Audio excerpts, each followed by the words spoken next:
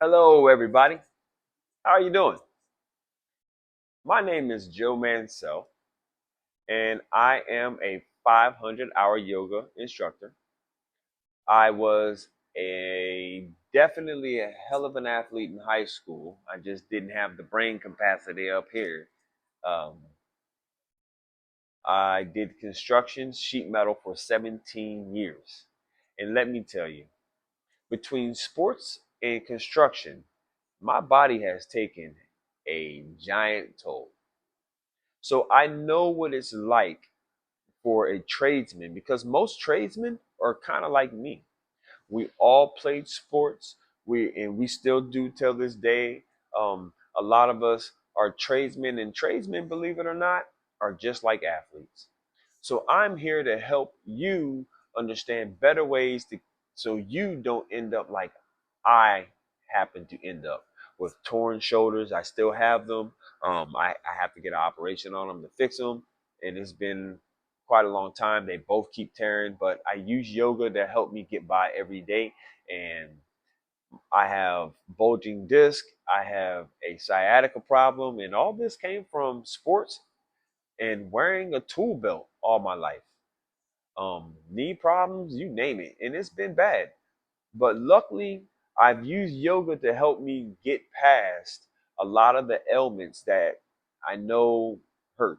And don't get me wrong, a lot of people use things like inversion tables when they're bulging disc. I've tried that, it didn't work. I went to the chiropractor, it worked for a little bit.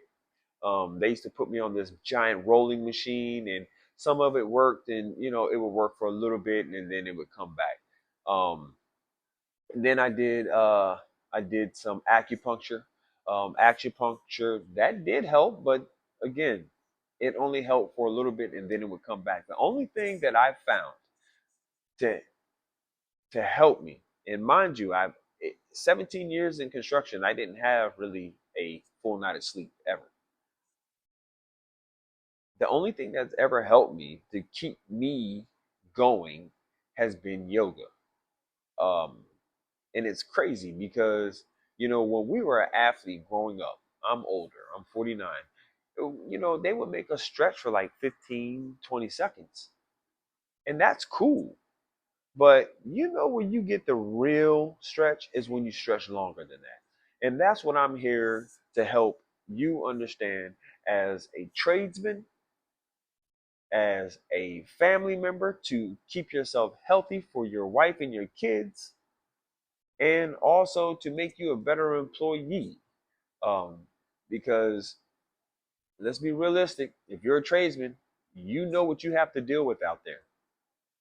We should be getting paid a lot more for all the crap we do, especially those of us who made it to a mechanic or a foreman and above. So I feel your plight, I feel your pain, and I'm here to help you. I'm here to help you have a longer, more successful career. Okay. Today, we're going to start out with what most construction workers need to be working on in general.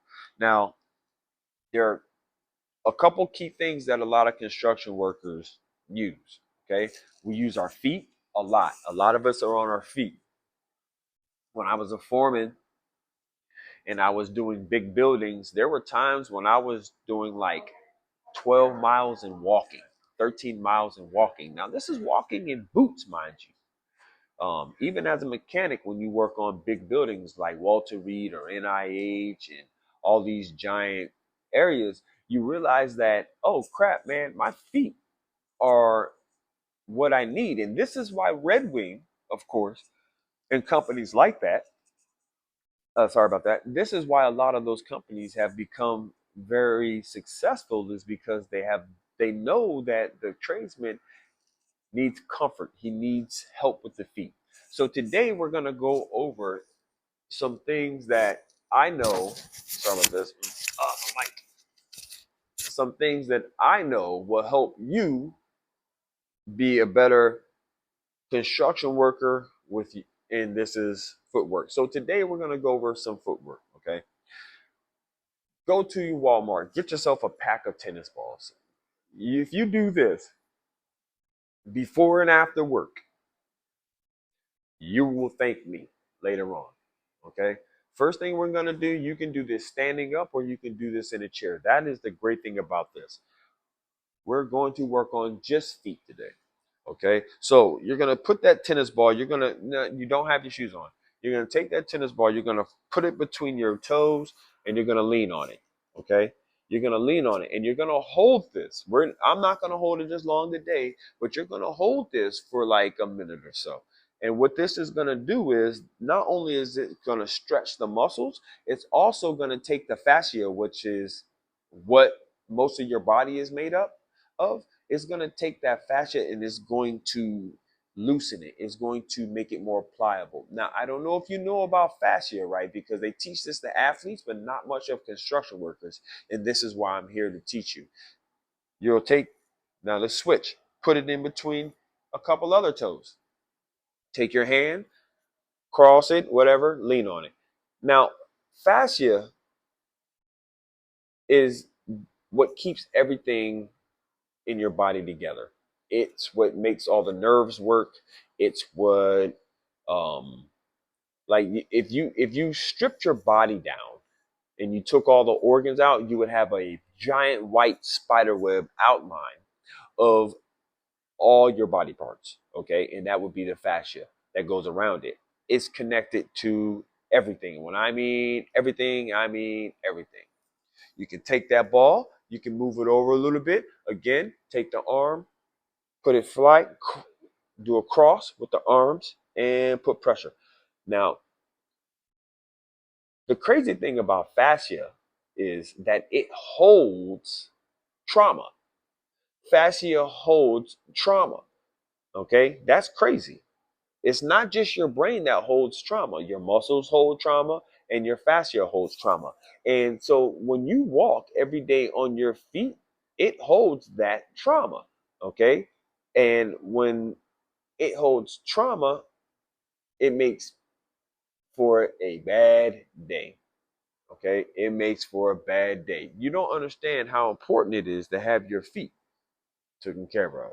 Now, you'll take that, you'll put it right on the pad, right under the toes. There's a pad right under the toes. Still, same thing. And we'll continue talking about fascia and fascia release. Now, the trauma that fascia holds can bring back more injuries. This is also for athletes, huh? It can bring back more injuries. You can release the fascia and help not get injuries. So it's very important for us to always not just worry about lifting weights and running. We also need to take care of the intercostal highway of our body, the spider web of our body, the main makeup of our body. Okay, move it over a little bit, right on that pad, stay on that pad. And what we'll do is you cross your hands again, you put a little bit of pressure.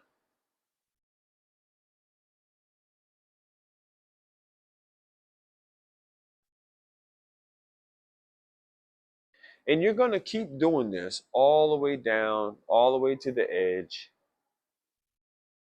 And what this will do is it will release a lot of the tension in your feet. Okay.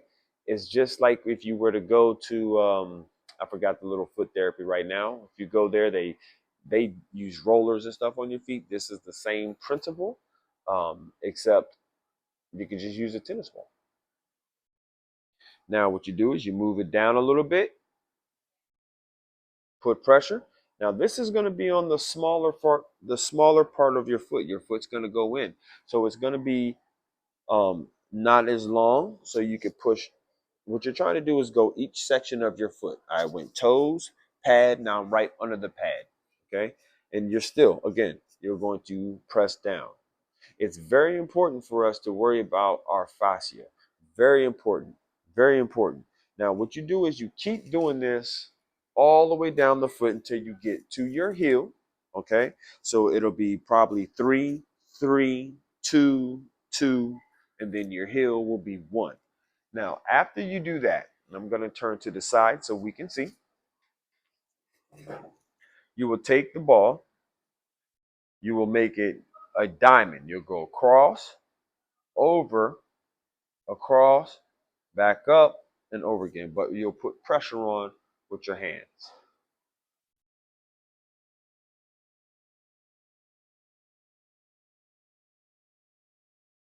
Go around the foot. Woo-hoo.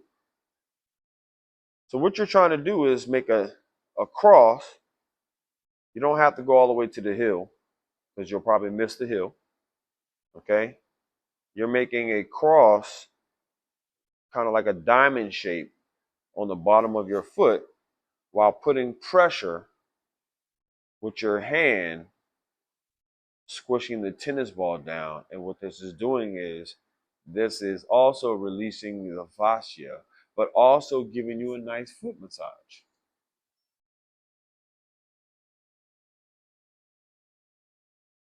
Now, as tradesmen, we got to take care of ourselves so much, but we neglect. We'll take care of a building, but we won't take care of the body that builds the building. And to me, that makes no sense. Put the ball on your heel of your foot, roll it around. Doesn't have to be perfect, just rolling and putting a little pressure. You can lean forward if you want to. Okay.